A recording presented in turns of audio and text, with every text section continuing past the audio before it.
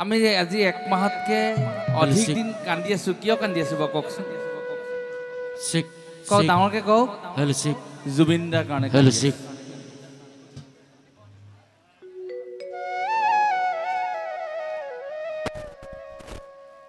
Hello hello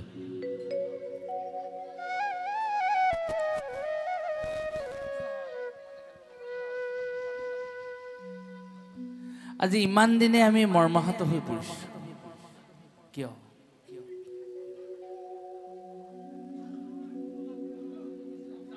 আমাৰ ভাষা নাই নহয়নে ডাঙৰকে কওক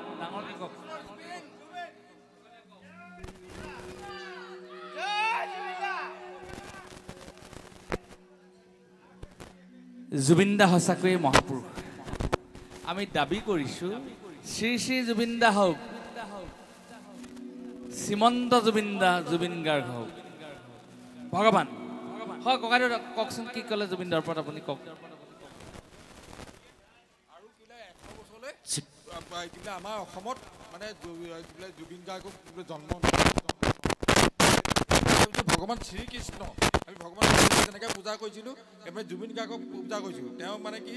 জাতি ধৰ্ম কোনো নাই বুলি কৈ কৈছে ভগৱানো নাই বুলি কৈছে তেওঁ হেৰি বুলি কৈছিলে তেওঁ বস্তুটো কি কৈছে তেওঁ মানে এনেকুৱা কৈছে মই কৈ থৈ গৈছিলে তেওঁ আগতে গম পাইছিলে তই মৰিলে কি হ'ব মই মৰিলে অসমৰ 7 দিন বন্ধ হ'ব চৰকাৰে লাষ্টত ডিচিশ্যন লৈছিল যে 4 দিনতে বন্ধ কৰক আৰু তেনেকুৱা এজনে মানুহ লাগে আৰু জন্ম নহয় চৰকাৰী বন্ধ দিয়া নহয় মানুহে হৃদয়ে হৃদয়ে বন্ধ দিলে নহয় মই ফটকা ফুটাব পৰা নাই মই ঘৰলৈ আনি মাছ অকণমান খাবহি পৰা নাই পাৰিছে নি আপোনালোকে জুবিন দাৰ কাৰণে কোনোবাই পাৰিছে নেকি জুবিন দাৰ মৃত্যু আমাৰ দেহাৰ এফাল মৃত্যু আমি যেন অৰ্ধমৃত্যু হ'লো হয়নে গতিকে জুবিন দাৰ কথাবিলাক কেনেকুৱা মোৰ জুবিন দাৰ লগত এটা সম্পৰ্ক আছিল বহু গীত জুবিন দাক গাইছিলোঁ আৰু শেষৰ গীতটো তেখেতে যিটো শেষৰ নাম গাই থৈ গ'ল মই ৰচনা কৰা মই বুলি ক'ব নাপায় আমি ৰচনা কৰা সুৰ কৰা কম্প'জ কৰা গীতটোকে শেষলৈকে গাই থৈ গ'ল আৰু তেখেতৰ ঘৰ তামুলী চিগাত দেউতাকৰ ঘৰ মোৰ ঘৰ তামুলী গাঁৱত প্ৰায় 3 কিলোমিটাৰ ডিফাৰেঞ্চ কিন্তু জুবিন দা ইয়াত জন্ম নহয় দেউতাকৰ ইয়াত জন্ম জুবিন দাক হেৰুৱাই আমি সঁচাকৈয়ে মৰ্মাহত হৈ পৰিছোঁ জুবিন দাৰ ওপৰত এটা আমি গীত কৰিছিলোঁ সেই গীতটো আপোনালোকে মই হুবহু গাব নোৱাৰিব পাৰোঁ আপোনালোকে ইউটিউবত পাব কিয় গুচি গ'লা বুলি চাৰ্চ কৰিব চাৰ্চ কৰিলে আপোনালোকে গীতটো পাব পাইছে কিয় গুচি গ'লা বুলি চাৰ্চ কৰিব তাত কমলা গগৈ অফিচিয়েল বুলি ওলাব গীতটো শুনিব জুবিন দা গুচি গ'ল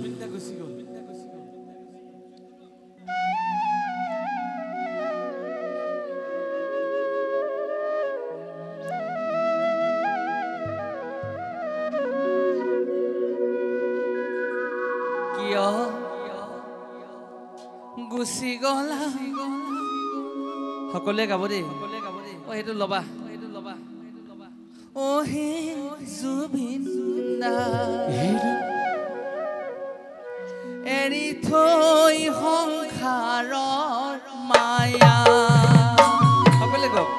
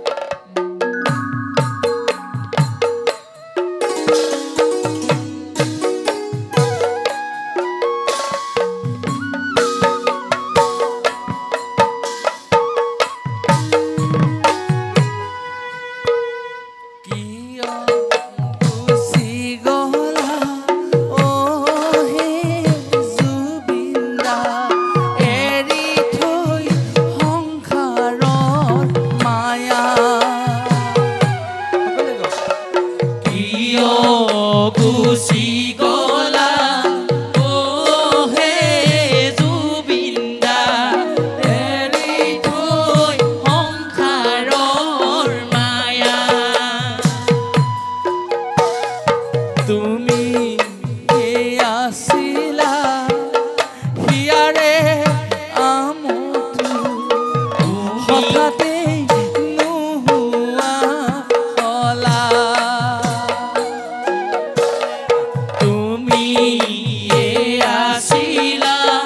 হিয়াৰে আমোদটো হঠাতে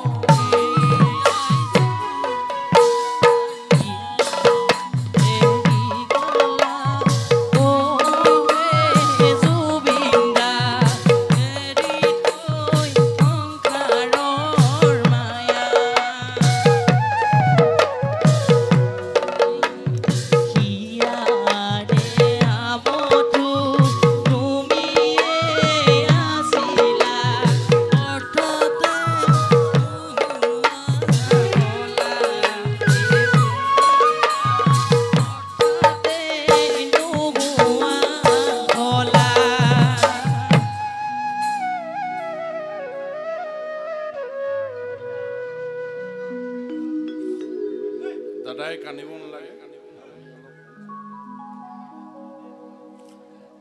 জুবিন দাই কেইটামান কথা কৈছিলে, মোৰ কোনো ভাষা নাই, মোৰ কোনো জাতি নাই, মোৰ কোনো ধৰ্ম নাই। আচলতে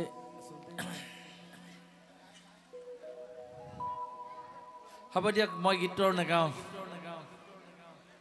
বেলেগ এটা গীত গাম দেই।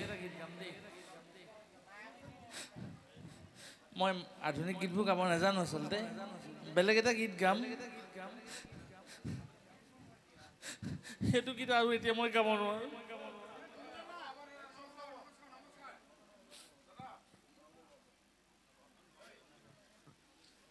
নিবন